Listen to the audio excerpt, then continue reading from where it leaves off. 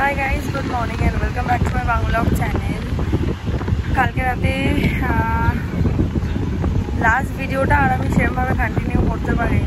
মাকে ওটিতে ঢোকানোর পরে প্রচণ্ড টেনশন হচ্ছিল, আমি আর ব্লগটা ওই জন্য কন্টিনিউ করেছি। তো যাই হোক, ওই ব্লগটা ওইখানে ওইভাবেই অ্যাব্রাপ্টলি এন্ড করেছি। আজকে সকালবেলা উঠে একে তো ঘুম আসতে খুব লেট হয়েছে, তার মধ্যে উঠে গেছি সকাল সকাল, সবাই ফোন টোন করছে। তারপর এখান থেকে নার্সও ফোন করলো যে আজকে মাকে ছুটি দেবে না, রিলিজ করবে না, সেটা জানাতে ফোন করেছিল। তো তারপরে যাই হোক, ব্রেকফাস্টও করিনি আমরা, জাস্ট চা খেয়ে বেরিয়ে গেছি। মাকে দেখবো বলে ভিজিটিং আওয়ার্স ছিল, দেখে বেরিয়ে এখন আমি আসলে ব্রেকফাস্ট করছি। ব্রেকফাস্টটা করে বাড়ি যাবো।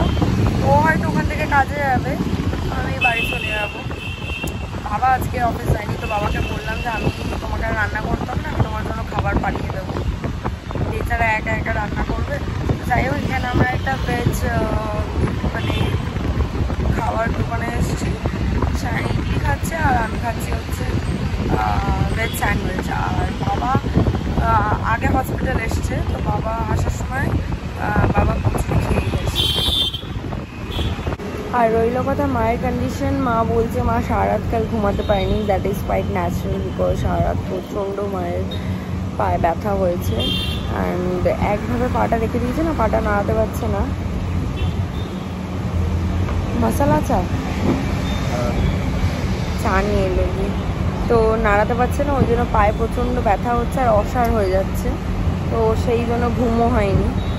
আপাতত এই অবধি এখন আপডেট। আজকে ডক্টর রাউন্ডে আসলে তারপরে জানতে পারবো কী সিচুয়েশন, ডাক্তার কী মনে করছে, এখন কীরকম আছে বৃত্তান্ত। তো যাই হোক, এখন আমাদের ব্রেকফাস্টটা আসেনি, ততক্ষণে আমরা একটু মশলা টি এনজয় করি। আর এনজয় এই গরমের মধ্যে চোখ ফোক খুলতে পারছি না, চোখ ঝলসে যাচ্ছে, তার মধ্যে গরম চা, তাই তো। তার মধ্যে কালকে ও আবার ঠান্ডা লাগিয়েছে, হসপিটালের এখানে দৌড়াদৌড়ি করতে করতে একবার এসি একবার বাইরে, এই করে ওর ঠান্ডা লেগে গেছে।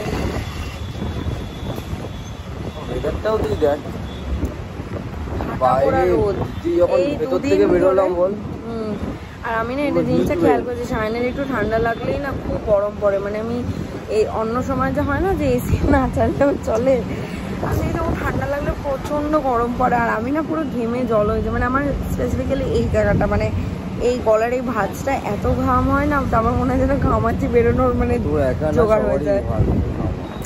হ্যাঁ, কিন্তু আমার খুব মানে এত কষ্টে আজকে অস্থির করছে, কিন্তু ছাড়তেও পারছে না যে ও আরও ঠান্ডা লেগে যায়, তারপর বলবে তুই দায়ী আমার এই অবস্থার জন্য।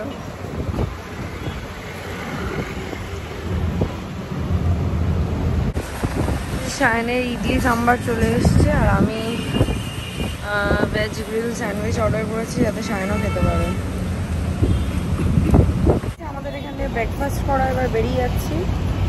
চলো, যা গরম হয় এখন, স্কুটিটা গিয়ে বসবো না, পুড়িয়ে যাবো। হ্যাঁ সায়ন, অলরেডি গরম তো লাগছে, তার মধ্যে ছাওয়াতে রাখতেই পারিনি স্কুটিটা পুরো, এখানে খাবার নেই।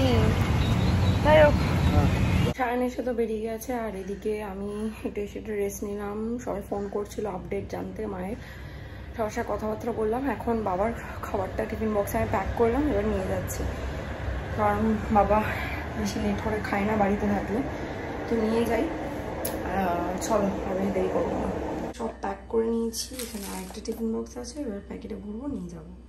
বেরোতে বেরোতে একটু লেট হয়ে গেল, বিকজ একটা টিফিন বক্সের ঢাকনা লুজ হচ্ছিলো, সেটা আবার চেঞ্জ করলাম। আমার কাছে টিফিন বক্সের প্রাইসে চলেছে জন্মাষ্টমীর দূর থেকে আর কি, সবাইকে দিয়ে পার্সেল।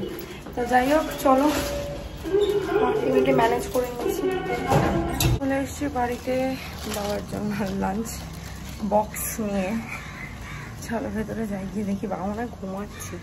ভিজিটিং আওয়ার্সের 10 মিনিটস আগে পৌঁছে গেছি, তো এখানে একটুখানি চা খাচ্ছি, রচা চিনি ছাড়া। তো চায়ের দোকানে এখন ওয়েট করছি। আর এই তো যা ঠান্ডা লাগিয়েছে, আর সে কি বলবো, লাঞ্চ করে চা খেয়েছে, এখন আবার চা খাচ্ছে, চাই খেয়ে যাচ্ছে শুধু। মাকে দেখে ফ্ল্যাটে চলে এসেছি, এবার বাড়ি যাবো। বাড়ি গিয়ে মায়ের ফিরে আসার পর যে জিনিসগুলো খুব নেসেসারি সেগুলো কয়েকটা জিনিস কিনতে হবে, ডাক্তার বলে দিয়েছে। সেগুলো কিন্তু আমি আর বাবা বেরোবো। তো আর সায়ন বেরোলো, ওর একটু কাজ রয়েছে টুকটাক, প্লাস ওর একটু ঠান্ডা লেগেছে সেই জন্য ওষুধও কিনবে। তো যাই হোক চলো এবার আমি বেরোই, নাহলে দেরি হয়ে যাবে। অলরেডি এখন 8:10 বাজতে যায়। বাড়ি দিয়ে মধ্যখানে বেরিয়েছিলাম আমি আর বাবা, মায়ের সব জিনিসপত্রগুলো কিনলাম যেগুলো মায়ের বাড়িতে আসার পর খুব প্রয়োজন হবে আর কি, ডাক্তার বলে দিয়েছে। কিনে নিয়ে এলাম, আর তখন আর ব্লগ করা হয়নি। আর দোকানে সায়নও এসেছিল মেডিসিনের দোকানে, কারণ ওর কাজটা হয়ে গেছিল। তারপর ওরও যেহেতু মেডিসিন নেওয়ার ছিল, ফোন করলো কোথায় আছিস, তুই কি গেছিস? তাহলে আমিও তো মেডিসিন কিনতে যাওয়ার রয়েছে। তো ও গেছিলো, ও এসেছিলো। ও না আসলে হয়তো অনেক জিনিস হয়ে গেছিলো আমাদের হাতে, আমি আমার বাবার হাতে, হয়তো অত কিছু নিয়ে আসতে পারতাম না। তো যাই হোক ও গেছিলো বলে একটা বাচ্চা। এই দেখো আমার হাত থেকে না মায়ের কার্ডটা, ভিজিটিং কার্ডটা পড়ে যাচ্ছিলো ব্যাগ থেকে, ফোনটা বার করে ব্লক করতে গিয়ে বাবা এটা পড়ে গেলে হয়ে গেছিলো। কালকেই ছেড়ে দেবে, যদি তার আগে না ঢুকতে পারতাম। অবশ্য বাবার কার্ডটা রয়েছে, অসুবিধা হতো না সেরকম। যাই হোক বেরিয়ে গেলাম। আর এখন আপডেট বলতে মা এই মুহূর্তে প্রচণ্ড ব্যথায় আছে, স্বাভাবিক, কারণ গিট থেকে মানে পায়ের গিট থেকে ধরে না এতটা মতন কাট হয়েছে, টিউমার অনেকটা পরিমাণ বেরিয়েছে, সেটা বায়োপসিতে পাঠানো হয়ে গেছে। রিপোর্ট তো এক্ষুনি পাবো না, 5-6 দিন বা 7 দিন লাগবে। তো যাই হোক আজকে ছাড়ার কথা বলেছিল, তো ডক্টর আমি জিজ্ঞেস করলাম, তো ডক্টর বলছে তুমি এত করে বলছিলে তাই আমি তোমাকে বলেছি, কিন্তু এরকম একটা মেজর অপারেশনের পর কখনোই একদিনে ছাড়া হয় না। তো যদি সব ঠিক থাকে তাহলে আগামী দিন মানে মহলার দিন ছেড়ে দেবো। তো দেখা যাক, আজকে ফোনে কথা হয়েছে, বলেছে তো কালকে বেলার দিকে ছেড়ে দেবে। তো সেরকম একটা প্রিপারেশন নিয়েই আমরা এগোচ্ছি। সব কিছু কেনাকাটি তো হয়ে গেছে, মা আসার পর যেগুলো লাগবে। এবার কালকে ভিজিটিং আওয়ার্সে গিয়ে ডক্টর ওটিতে থাকবে, ওটির বাইরে একবার দেখা করতে বলেছে, তখনই আমাকে সব কি প্রিকশনস কি রেস্ট্রিকশনস সব জানিয়ে দেবে। কবে আবার চেক আপ বা কোনো টেস্ট ফেস্ট কী প্রয়োজন আছে সেগুলো সব বলে দেবে। তো যাই হোক চলো এখন ফ্ল্যাটে যাই। আমি না আর পারছি না, যা শরীরটা আর পারছি না, আমার মানে খুব টায়ার্ড লাগছে। সেটা মানে কি বলবো, মানে এত দৌড়াদৌড়ি করতে হচ্ছে। আর আমি তো মানে বাবার বয়স হয়েছে, অবশ্যই বাবা এখন আর এত কিছু পারে না করতে। একটা টাইমে সত্যি বাবা ফ্যামিলি মেম্বার্সের যার যখন যা হতো বাবা প্রচণ্ড দৌড়াদৌড়ি করতো। আর হয়তো সব থেকে বেশি আমার বাবাই দৌড়াদৌড়ি করেছে, আমার বাবার জেনারেশনের কথা আমি বলছি।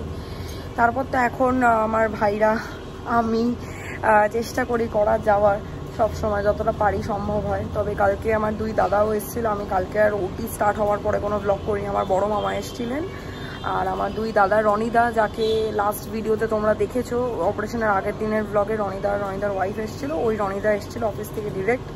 প্লাস সোনুদা এসেছিলো যার বাড়িতে সেই গৃহপ্রবেশে গেছিলাম, তো সোনুদাও এসেছিলো। এরা দুজন সবসময় প্রেজেন্ট থাকে, মানে এদের অ্যাটেন্ডেন্স কখনো মিস হয় না। কোনো অ্যাটলিস্ট কারো সুখে না থাকতে পারলে দুঃখে সবসময় এদেরকে পাশে পাওয়া যায়। সো রিয়েলি থ্যাঙ্কস তোদের দুজনকেই, আমি জানি তোরা ব্লগটা দেখবি। তো যাই হোক চলো ফ্ল্যাটে যাই, গিয়ে ডিনার করব, করে একটা কোনো মুভি দেখতে দেখতে শোবো।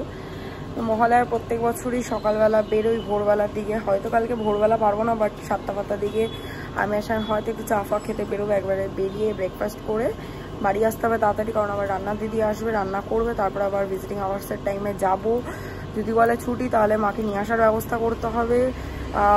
একজন আয়ার সাথে কথা বলেছি, কারণ আয়ার মতন আমরা পারবো না করতে, কখনই পারবো না ওইভাবে।